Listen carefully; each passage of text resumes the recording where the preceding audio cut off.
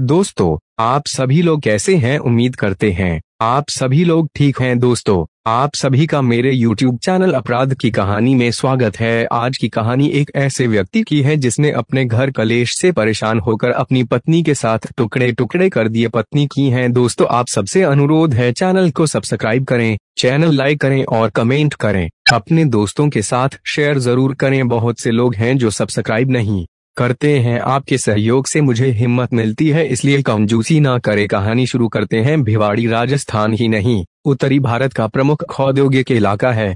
भिवाड़ी और हरियाणा के बीच केवल एक सड़क का फासला है।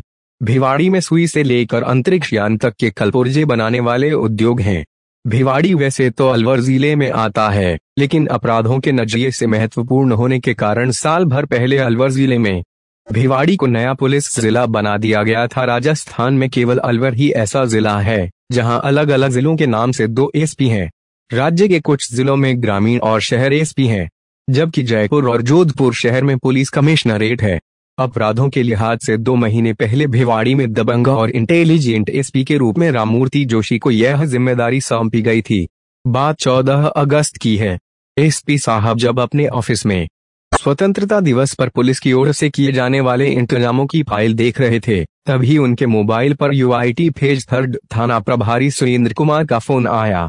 थाना प्रभारी ने कहा, सर, खिदरपुर गांव के सरकारी स्कूल के पास सड़क किनारे एक महिला के शव के अलग अलग टुकड़े मिले हैं। महिला के शव के टुकड़े मिलने की बात सुनकर एसपी साहब चौंके। मामले की गंभीरता को देखते हुए उन्होंने थाना प्रभारी को कुछ जरूरी निर्देश देकर कहा, आप शव के बाकी टुकड़े तलाश कराओ, मैं मौके पर आता हूं। एसपी साहब ने अपने पीए को एडिशनल एसपी अरुण माचिया से बात कराने और तुरंत गाड़ी लगवाने को कहा। पीए ने फोन पर लाइन दी तो एसपी साहब ने एडिशनल एसपी को महिला के शव के टुकड़े मिलने की बात बताकर तुरंत मौके पर चलने को कहा और खुद ऑफिस के बाहर खड़ी गाड़ी में सवार होकर खिदरपुर स्कूल की ओर चल दिए। कुछ ही देर में वे खिदरपुर गांव पहुंच गए। स्कूल के पास तमाशबीन खड़े थे। वहां सड़क किनारे झाड़ियां उगी हुई थीं। थाना प्रभारी और कई पुलिसकर्मी भी वहां मौजूद थे। एसपी जोशी के पहुंचने के 2 से 4 मिनट बाद ही एडिशनल एसपी अरुण माचिया भी पहुंच गए। पुलिस के आला अधिकारियों को देखकर लोगों की भीड़ एक तरफ हट गई। थाना प्रभारी ने आगे आकर एसपी और एडिशनल एसपी को सैल्यूट किया, फिर बताया कि सबसे पहले कमर से नीचे और जांघों से ऊपर का हिस्सा मिला। इसके बाद आसपास तलाश कराई गई तो कुछ दूर झाड़ियों में अलग अलग जगह पर दोनों हाथ मिले। एक जगह पर बालों में उलझा इंसानी मांस का टुकड़ा मिला। शव के ये अलग अलग टुकड़े महिला के थे, जो करीब 200 मीटर के दायरे में मिले थे। टुकड़ों से पता लगाना मुश्किल था। एसपी राममूर्ति जोशी ने शव के टुकड़ों का निरीक्षण किया। वे 4 से 5 दिन पुराने लग रहे थे। जांघ और कमर से नीचे के हिस्से पर कोई कपड़ा नहीं था।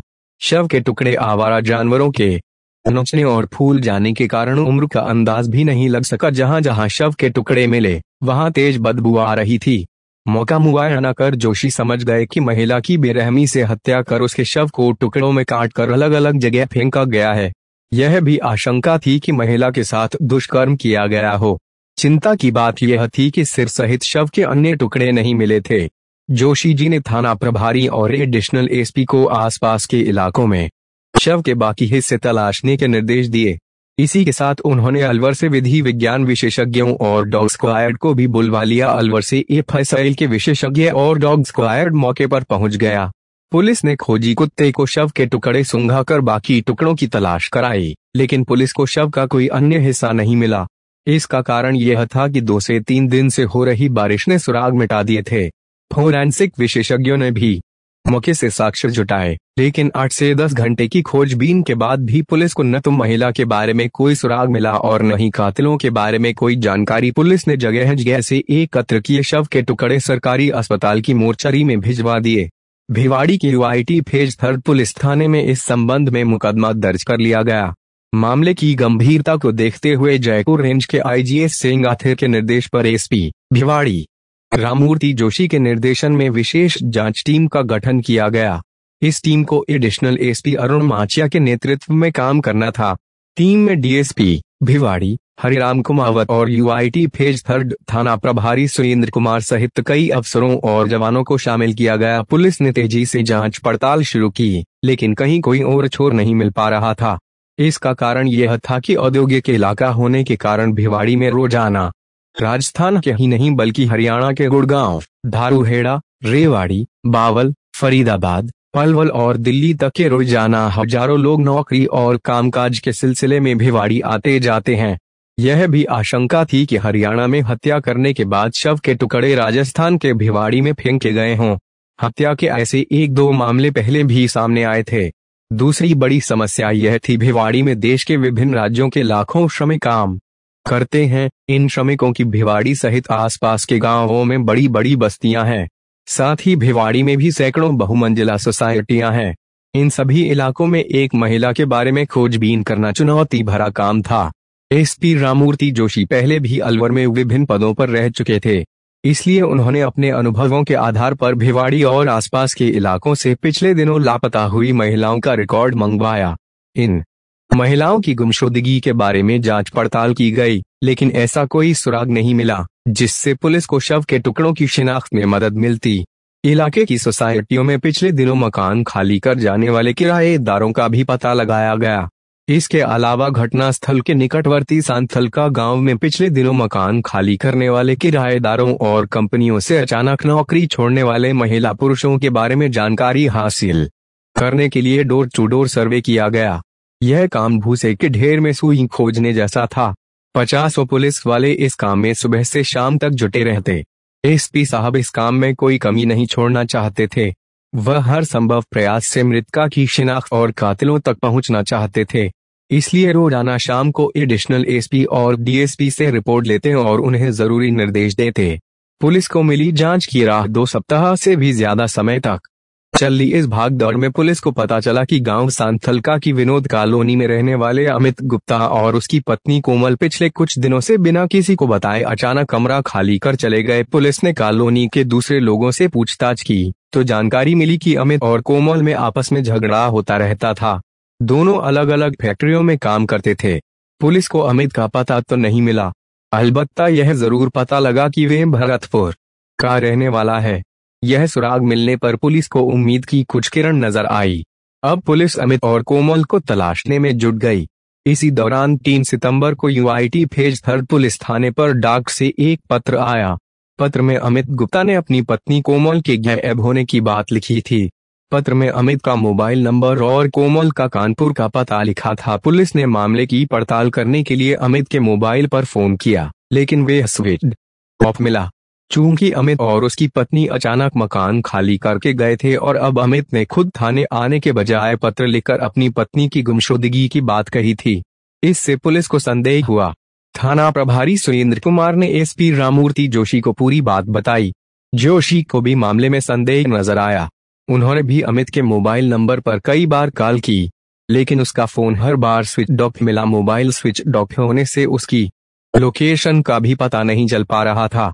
सच्चाई का पता लगाने के लिए एसपी ने थाना प्रभारी को पत्र में लिखे कोमल के कानपुर के पते पर पुलिस टीम भेजने के निर्देश दिए।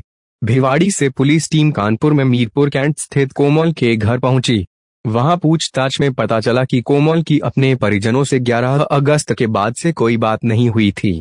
उन्हें न तो कोमल का कुछ पता था और न ही अमित का। कोमल के परिजनों ने पुलिस को बताया कि दोनों मियां बीवी में आए दिन झगड़ा होता था। यह भी बताया कि अमित ने कोमल से धोखे से शादी की थी। उनसे यह जानकारी भी मिली कि अमित ने अपनी किसी महिला दोस्त की हत्या भी की थी। उन्हें शंका थी वह कोमल की भी हत्या कर सकता है।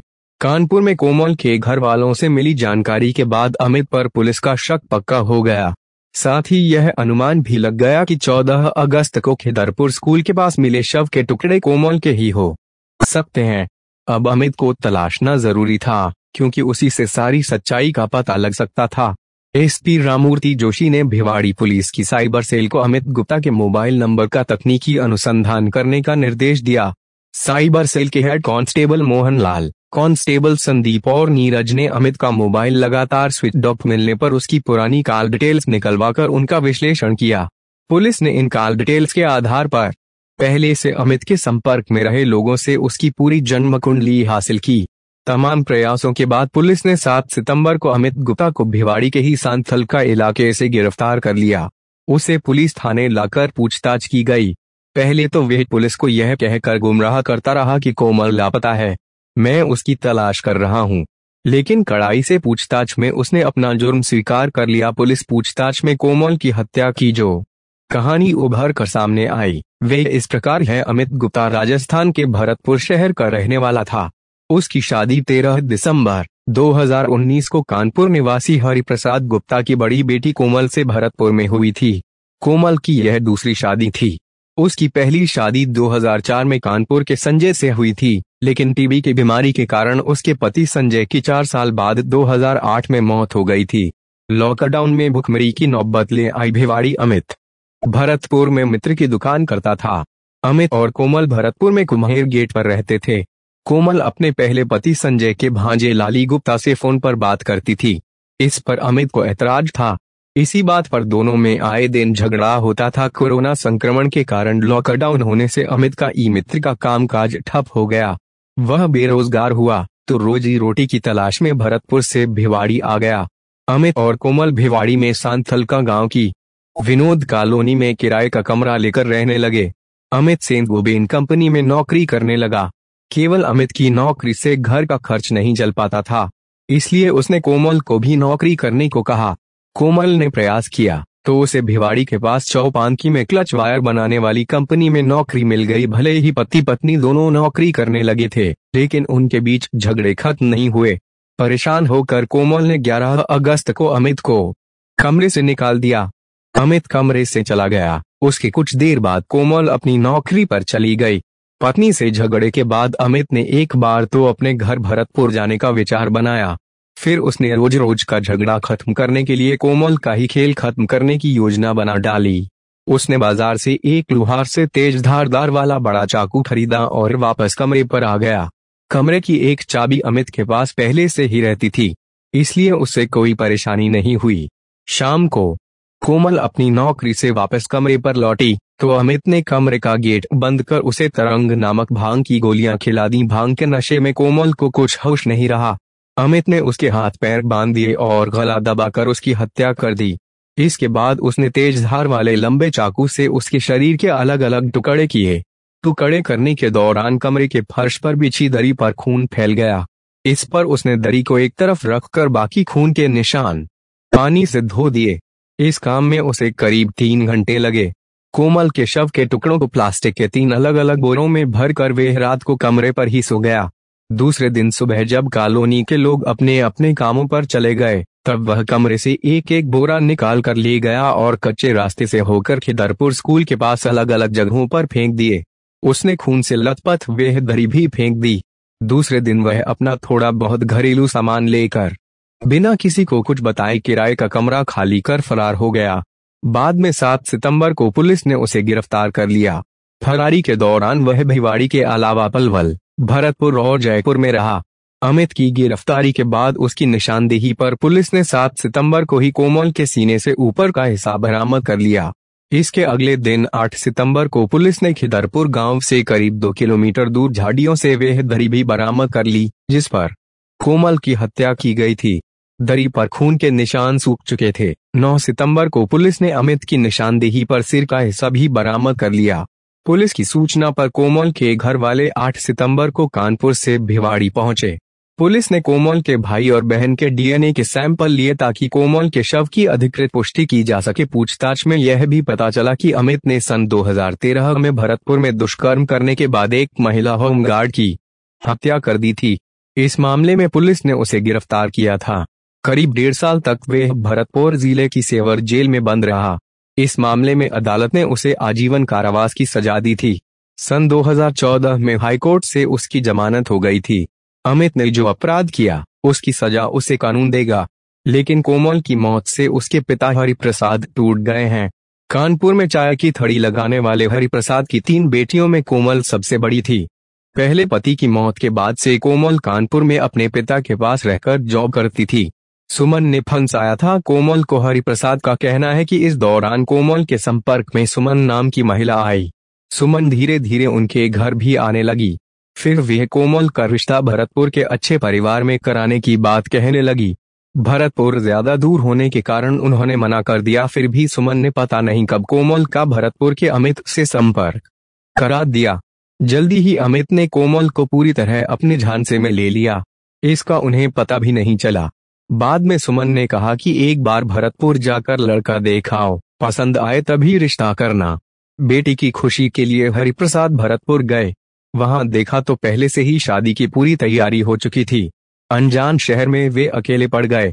बेटी की सहमति से उन्होंने अगले ही दिन 13 दिसंबर 2019 को भरतपुर में कोमल की शादी अमित से कर दी। बाद में उन्हें पता चला कि यह शादी कराने के एवज में सुमन ने अमित से 1 लाख रुपए लिए थे। कोमल शादी के बाद केवल एक बार होली पर अपने घर कानपुर गई थी। कोमल अपनी छोटी बहन काजल को फोन पर बताती थी कि अमित का चाल चलन ठीक नहीं है, वह उस पर शक करता है और आए दिन झगड़ता है। कोमल की छोटी बहन काजल की 10 अगस्त को अमित से फोन पर बात हुई थी। तब अमित ने कहा था कि आज के बाद तुमसे हमारा कोई रिश्ता नहीं रहेगा और न ही तुम कोमल से बात कर सकोगी। इसके बाद से लगातार संपर्क करने के बाद भी जब परिजनों की कोमल से बात नहीं हुई तो हरिप्रसाद ने अमित के पिता को फोन किया। उन्होंने कहा कि उनका बेटे और बहू से कोई संबंध नहीं है। इस संबंध में वे अखबार में विज्ञापन भी छपवा चुके हैं। हरिप्रसाद का कहना है कि बेटी तो चली गई, लेकिन अमित जैसे जल्लाद से कोमल का रिश्ता कराने वाली सुमन के खिलाफ भी कार्रवाई हो, जो पैसे कमाने के लिए जरूरतमंद युवतियों को झांसे में लेकर उनकी जिंदगी बर्बाद कर देती हैं। दोस्तों, आपको कहानी कैसी लगी कमेंट करके जरूर बताएं और एक बार फिर आपसे अनुरोध है, चैनल को सब्सक्राइब करें और लाइक करें, शेयर करें। कल फिर आपसे मुलाकात होगी एक और नई कहानी के साथ। तब तक अपना ख्याल रखें।